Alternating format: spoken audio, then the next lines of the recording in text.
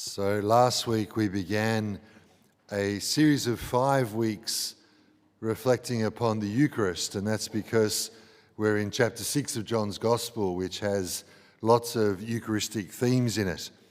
I didn't celebrate Mass on Sunday night last week, but at the other Masses that I did celebrate, I said that last week that Mass is boring. You might like to have a look at our YouTube channel if you missed the homily. Now, what happened was that our amazing digital media team sliced the most provocative section of what I said in the homily last week, where I said the Mass is supposed to be boring, and they made that into a short clip for our social media channels. Lots of people liked it, but one person, Star Trek Beats Star Wars number 71, suggested that if you were bored at Mass, you were the problem, which I thought was a little bit unkind, to be honest. But unkind to you, not so much to me. I mean, Star Trek Beats Star Wars 71 was definitely critiquing my homily, but he was also having a go at anyone who's ever been bored at Mass. Of course, in the rest of my homily last week, I suggested that if you're coming to be entertained, then you're going to be really disappointed by Mass and often bored by the Eucharist. Because the purpose of Mass is not to entertain you. The purpose of the Mass is to bring you into communion with God and with each other. Remember, we don't go to Mass because we're Catholic because we go to Mass. There's nothing boring about communion with God. There's nothing remotely boring about communion with God at all. I also can't imagine how anybody could possibly think that Star Trek beats Star Wars, but that's completely beside the point. You see, the Mass grabs our attention in a very different way than the way that all of our devices do. In the letter to the Hebrews, we read this: "You have not come to something known to the senses, to a blazing fire, to darkness, gloom, or a tempest. You've actually come to Mount Zion, the city of the living God, the heavenly Jerusalem, and to uncountable angels at the feast, and to members of the church who are already enrolled in heaven."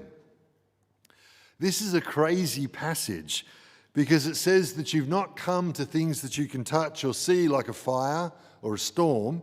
Instead, you've come to something else that you can't touch, but Israel, to the heavenly Jerusalem when you come to Mass.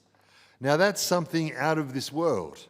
It means that when we come to Mass, we join in the heavenly liturgy with the angels and saints who are worshipping God unceasingly every time we come to Mass. And this is true in each and every Mass. But this truth is not known by our senses. We know it by faith. Now, to be really accurate, we actually know this by our spiritual senses, the eyes and ears, the touch, and even the taste of faith. Now, these aren't completely unrelated to our physical senses, but the spiritual senses aren't the same thing. More about that in the weeks to come. When we grasp this by faith, when we grasp that we've come to the heavenly Jerusalem in the Eucharist, that liturgy of worship that goes on forever in heaven, then everything about the way we come to Mass is changed. We know that this simple, humble experience is actually a taste of heaven. But it's by faith that we come to know this, not by being razzle-dazzled in our physical senses, not by being entertained. So what we'd like to do for the next 4 weeks is to help you to pray the Mass more, because we don't come as passive spectators. We come as participants, and we do that by praying the Mass. And so what we'd like to do is to help you to enter into the Mass more fully. Today I want to look at the Liturgy of the Word. That's the section of Mass which on a Sunday consists of the first reading, the responsorial psalm, the second reading, the gospel acclamation and the gospel, the homily, which we're in right now, the creed, and then the general intercessions or prayers of the faithful. I'm not going to talk about each of those elements. I'm going to talk about the liturgy of the Word as a whole.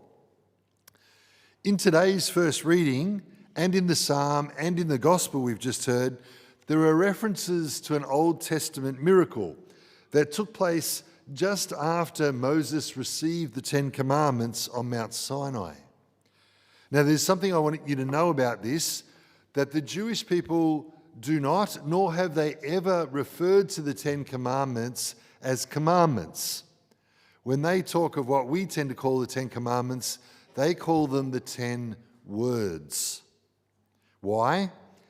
Because these words are words from God, and therefore they're words of life. The 10 Commandments are 10 words that give life to people. This is important, and we'll come back to it. Now, just after that moment where Moses receives the tablets on Mount Sinai, he then goes with the people of Israel out into the desert to continue their journey to the Promised Land.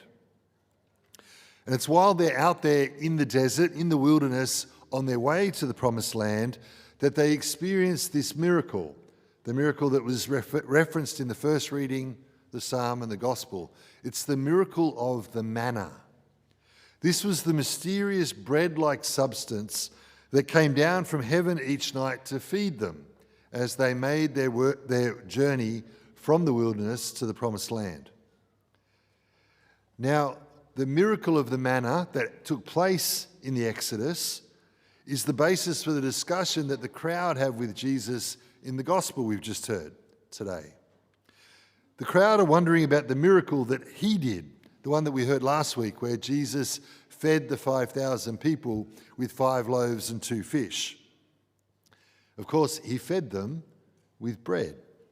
And so the people are wondering if this is a new miracle of the manna that Jesus is performing, because he's the new Moses, the one that they've been waiting for, the one who was sent by God to bring Israel out of the wilderness of the Roman occupation and into a new promised land with a new capital city.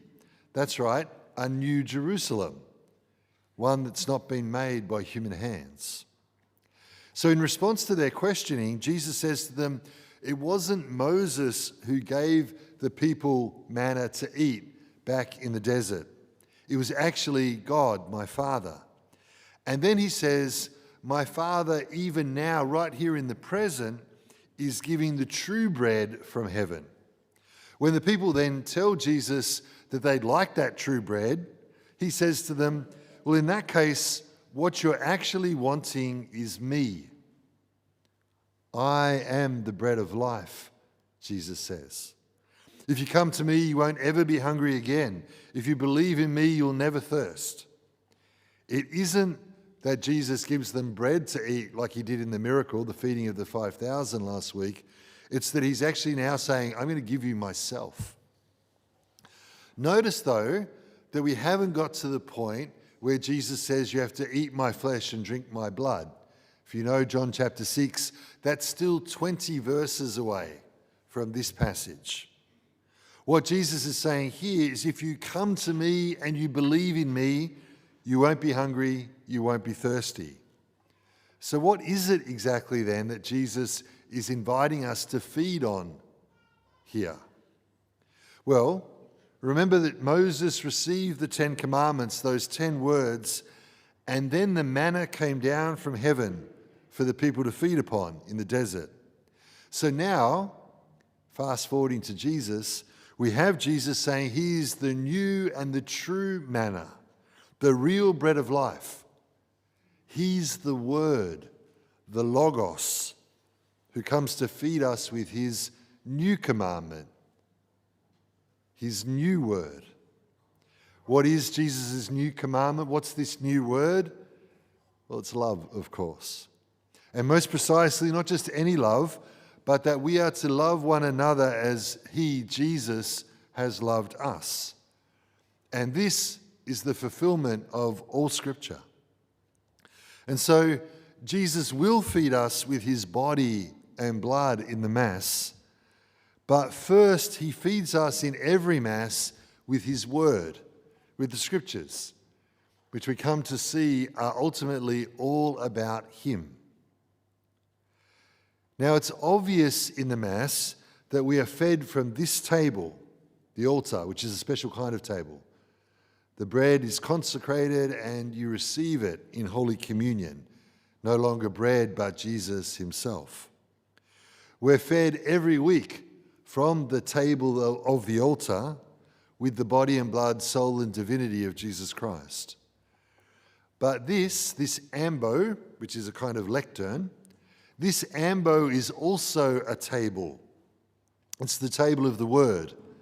And Jesus, the Word, feeds us with the words of Scripture, words about himself, from this table first, before we then feed from this table in the second part of the Mass. We're fed at the tables of the Word and of the Eucharist at each and every Mass. So, how do we allow ourselves to be fed today from this table, at the table of the Word? By prayerfully listening to the Scripture as it's proclaimed. I have one practical tip for you that I think really helps.